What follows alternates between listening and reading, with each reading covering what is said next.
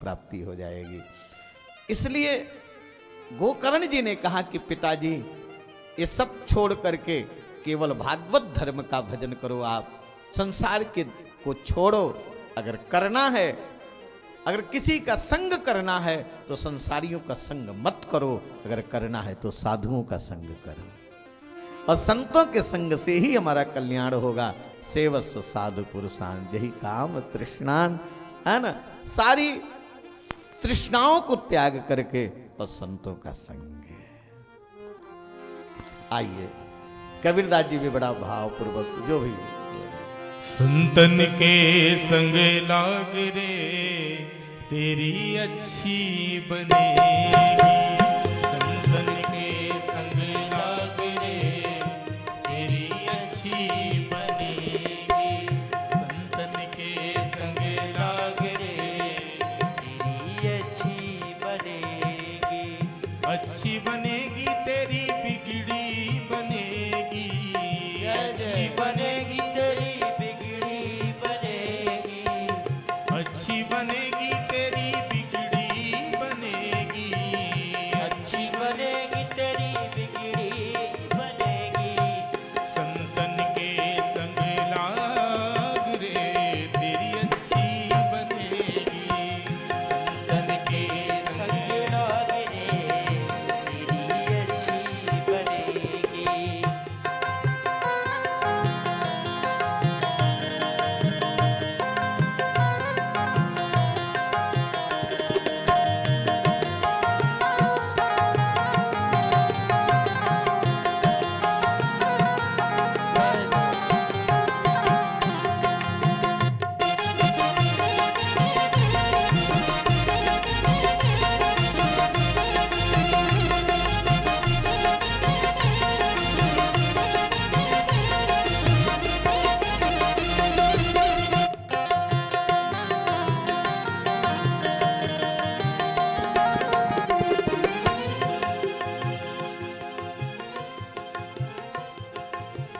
ध्रुव जी की बन गई, प्रहलाद जी की बन गई, ध्रुव जी की बन गई, प्रहलाद जी की बन गई, ध्रुव जी की बन गई, प्रहलाद जी की बन गई, ध्रुव जी की बन गई, प्रहलाद जी की बन गई, ध्रुव जी की बन गई, प्रहलाद जी की बन गई, ध्रुव जी की बन गई, प्रहलाद जी की बन गई, ध्रुव जी की बन गई, प्रहलाद जी की बन गई, ध्रुव जी की बन गई, प्रहलाद जी की बन गई, हरि सुमरन में लाग रे, ओ हरि सुमरन में लाग रे तेरी अच्छी बनेगी, संतन में लाग रे तेरी अच्छी बनेगी, संतन के संग लाग रे तेरी अच्छी बनेगी।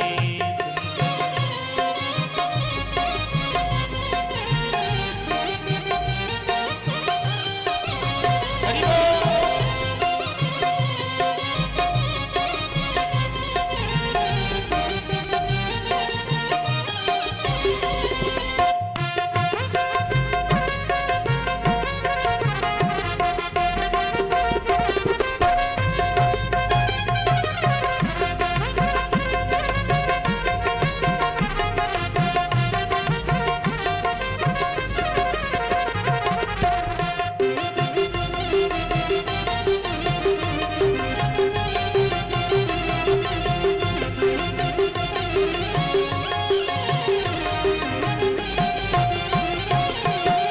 मोहे निशा में बहुत दिन सोए, मोहे निशा में बहुत दिन सोए।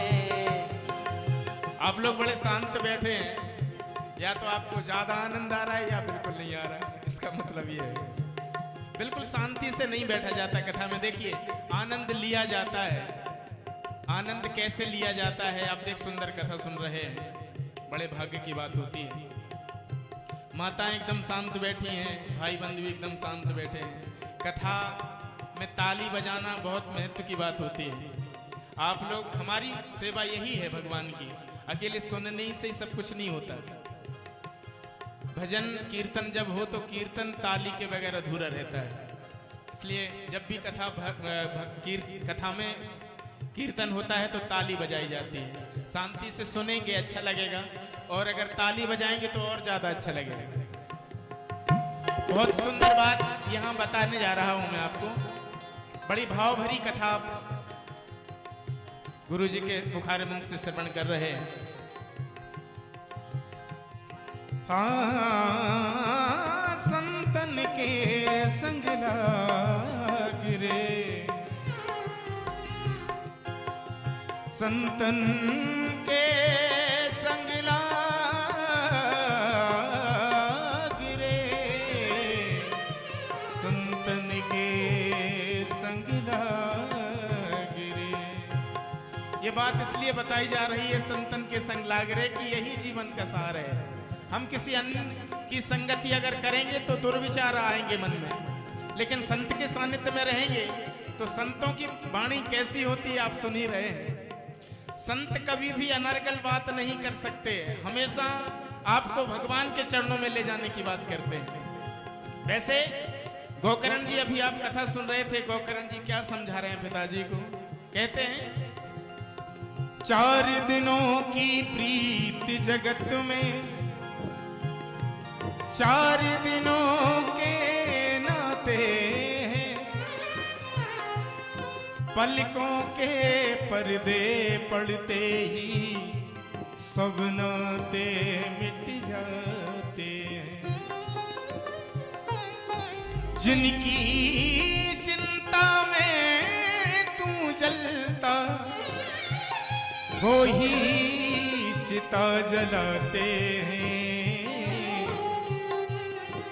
जिन पर रक्त बहाए जल सम जल में वही डुबाते। घर के स्वामी के जाने पर घर की शुद्धि कराते हैं, घर के स्वामी के जाने पर घर की शुद्धि कराते हैं। पिंड दान कर प्रेतात्मा से अपना पिंड छुड़ाते हैं। ये संसार की रीति है। चौथे से 40वें दिन तक हर एक रस्म निभाते हैं, मृतक के लौटाने का कोई जोखिम नहीं उठाते। इसलिए भागवत में गुरुजी महाराज हमको यही समझा रहे हैं क्या कि मोहि निशा में बहुत दिन सोए, मोहि निशा में बहुत दिन सोए, मोहि निशा में बहुत दिन सोए, मोहि निशा में बहुत दिन सोए। जाग सके तो अब जाग रे, तेरी अच्छी बनेगी। जाग सके तो अब जाग रे, तेरी अच्छी बनेगी। संतन के संग लाग रे, तेरी अच्छी बनेगी। हरि बोल।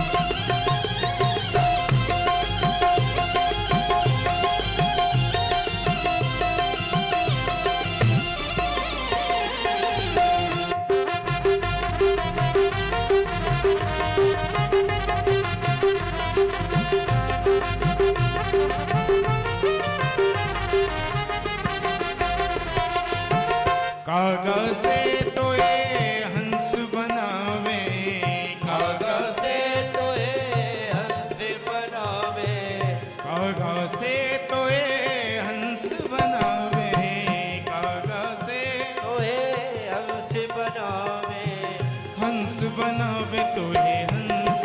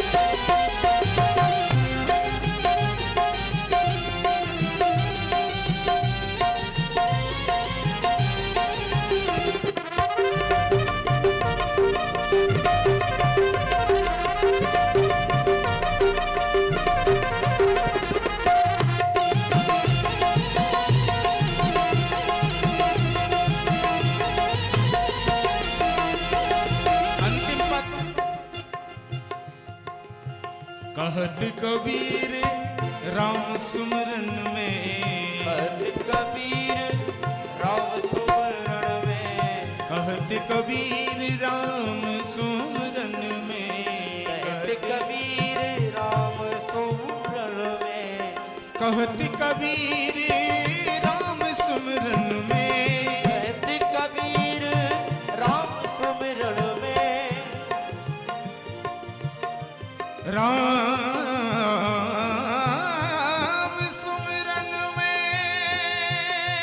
राम सुमरन में, राम सुमरन में, राम सुमरन में,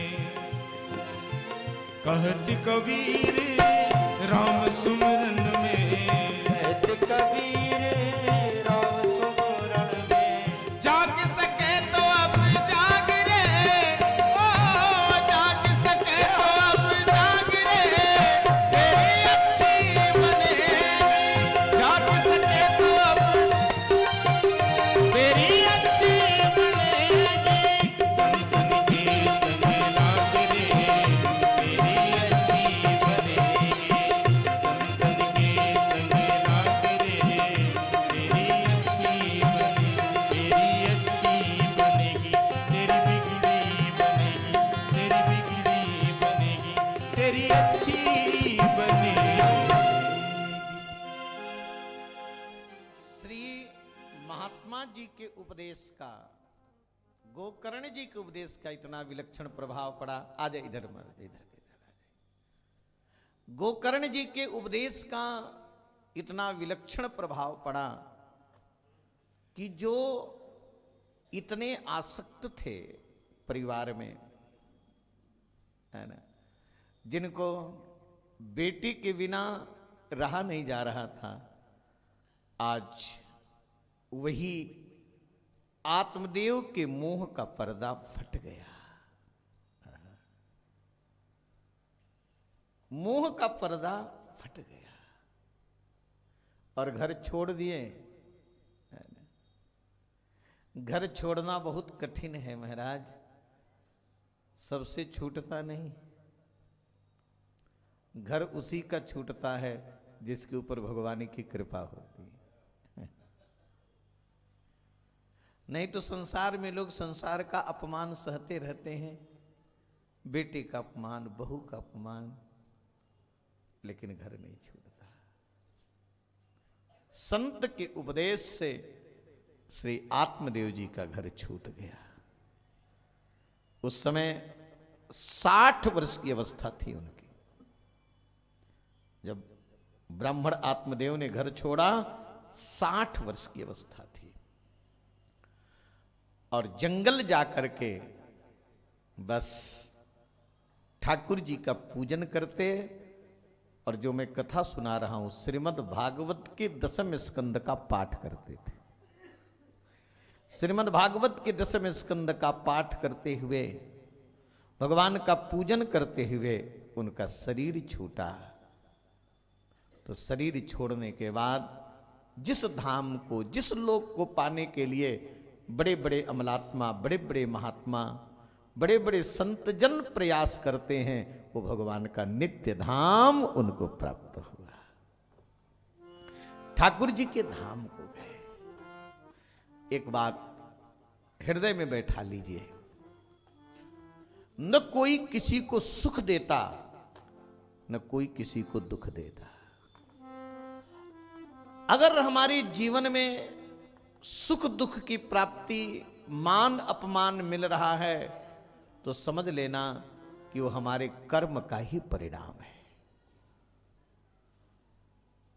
जैसा